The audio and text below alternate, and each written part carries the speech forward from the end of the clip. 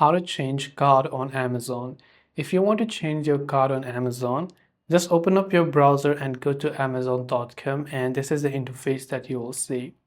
You have to just tap on your profile icon, which is located at the top right hand side of the screen. Then after that, you scroll down under your account and select the option that says see all and tap on it.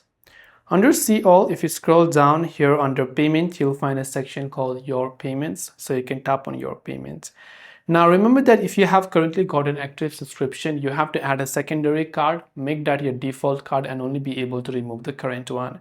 So here, if you have got other cards, you can just tap on add payment method, add another card, and you can choose to remove the older one.